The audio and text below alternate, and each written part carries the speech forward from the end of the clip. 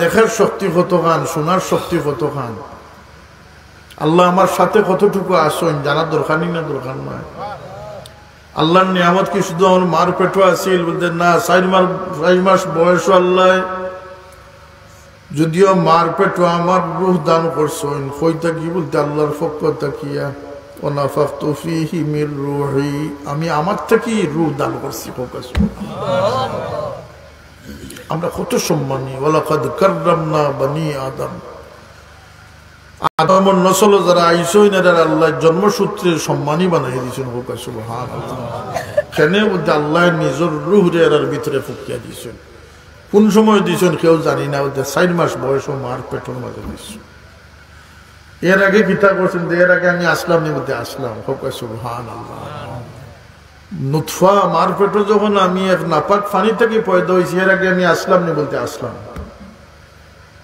আসলাম না, আসলাম না, হয়ে আসলাম বলতে আর একটা স্টেজ আমি তয় করিয়ে আইছি, আর একটা অবস্থান আমার আগে আসিল, সেটা হইল কি আলমে আরওয়াত, রুহানি জগৎ আল্লাহ আমারে প্রথমে বানাইয়া পয়দা করি রাখছেন। সুবহানাল্লাহ। হন থেকে মার পেটো 2 নম্বর স্টেজ, 3 নম্বরে দুনিয়ার জিন্দগি, 4 নম্বরে বরজখর জিন্দগি, 5 নম্বরে ফাইনাল আখিরাতের জিন্দগি। যাইতানি আখিরাত না বাদ দিতা, আখিরাত বলান না দুনিয়া বলা, দিলের কথা এখানে বুঝি শুনি কোকা। কোনো মানুষের হিসাব ভুল করে মানুষের দুনিয়ারে যারা বালা হইলে তারা ক্ষতিগ্রস্ত হয়। আর যারা আল্লাহর ফরমানটা যারা মানছে বলতে ওয়াল আখিরাতু খায়রুন ওয়া আবকা, আখিরাত হলো কি শ্রেষ্ঠ জীবন এবং চিরস্থায়ী জীবন। সুবহানাল্লাহ। আর দুনিয়াটা কিতা বলতে ওমাল হায়াতুদ দুনিয়া ইল্লা মাতাউল গুরুর, দুনিয়ার জিন্দেগি একটা দুঃখ খাওয়ার জায়গা ছাড়া, প্রবঞ্চনা ছাড়া আর কিচ্ছু না। দুনিয়া বানানেওয়ালাই দুনিয়ার খবর বেশি জানোই না, আমরা বেশি জানি। আল্লাহ কইতরা যে দুনিয়াটা দুঃখার জায়গা। হাদিস শরীফও আছে কাবাইতিল আনকাবুত, মাকড়সার জাল। কিতার জাল সবচেয়ে দুর্বল, মাকড়সার জাল। সেই দুনিয়ারে আমরা আখিরাত থেকে বেশি গুরুত্ব দিলেইছি। আল্লাহ ফরমাইন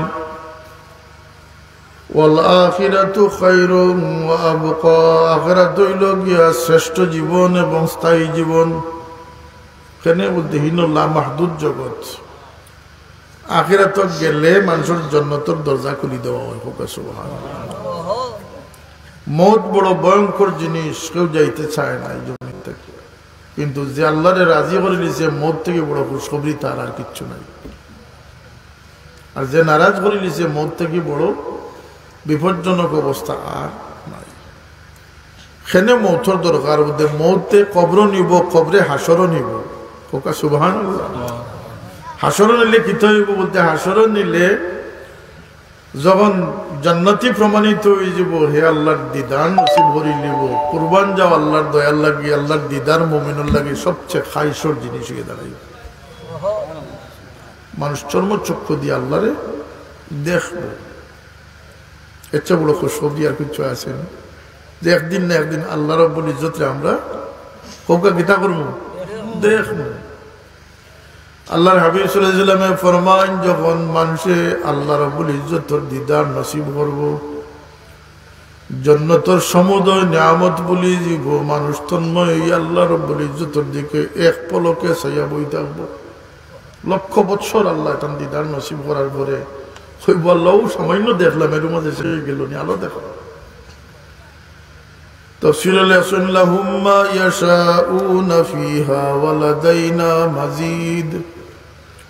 আল্লাহ ফরমায়েন যে বেহেশতি আল্লাহ লাগি, বেহেশতের নিয়ামতের বাড়তি আরো কিছু নিয়ামত আল্লাহর পক্ষ থেকে দেওয়া হইব।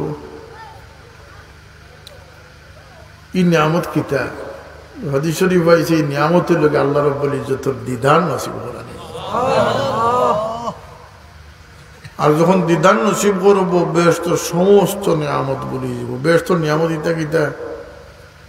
সিলেটের বাসা বাড়ির নিয়ামত নি না জি, হায় হায় বেশ দুর্যোগ কিচ্ছু আমরা জানি না, আমরা আনা জানিয়া বইয়া খালি স্লোগান দিয়ে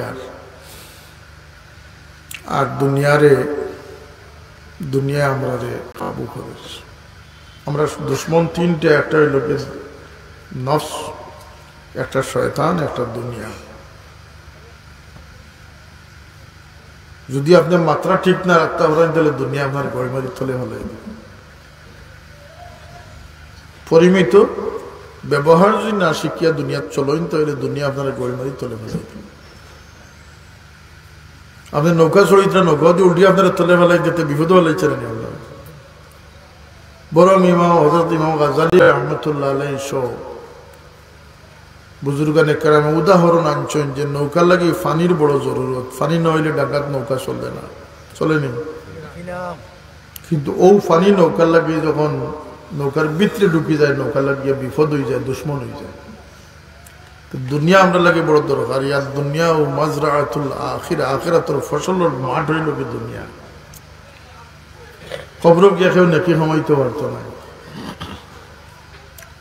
নেকি খামাইবার ফসল ফলাইবার মাঠ হইল কি দুনিয়ারও হায়াত। 60, 80, 90, 100 যারে আল্লাহ যতক্ষণ হায়াত দিচ্ছে ওটা হইল কি তার ক্ষেতর সময়, ফসলের সময়। মৌত হয়ে গেলে রুহ রে আল্লাহ নিবা গিয়া ফুঞ্জি দিছিল আল্লাহ রুহ, আর রুহ কবজ করে নিবা গিয়া আপনার সব কিছু স্পন্দন বন্ধ হয়ে যাবে, আপনি নিষ্ক্রিয় হয়ে যাবে। মৌত ফুঞ্জি তো দিছি আমি, ফুঞ্জি দিক তুমি বানাও, ও বানানোর জায়গা হইল দুনিয়া। এই দুনিয়াত আল্লাহ রাব্বুল ইজ্জতে আমরা এই নিয়ামত দিয়ে পরীক্ষার লাগিয়া দুনিয়া ফাটাইছেন যাতে আমরা আখেরাতে উজালা করতাম পারি। আমরা আখেরাত খারে হয়, বেশ দুজক খারে হয়। আল্লাহ খে কই আসইন তান রাজত্ব কত খান এটা আমরা খবর নাই, আমরা গাফিল। কোরআন শরীফ খাল লাগিয়ে আইছে, কতখান লইয়া আইছে কোরআন শরীফ। দুনিয়ার সমস্ত জ্ঞান বিজ্ঞান নিয়ে আমরা সেলিব্রেট করি, কিন্তু কোরআন শরীফের কথা আমরা হাওড়ি লাই। দুনিয়ার যত কিছু জ্ঞান বিজ্ঞানের উৎস সমস্ত কিছু আল্লাহ তার কালাম কোরআন শরীফের মাঝে আল্লাহ রাখে। এখানে পৃথিবীর সাধারণ ইতিহাস চর্চা করে দেখো, কোরআন শরীফ নাজিল আগে দেশ এই পৃথিবীর কোন জ্ঞান বিজ্ঞান আছে না। যদি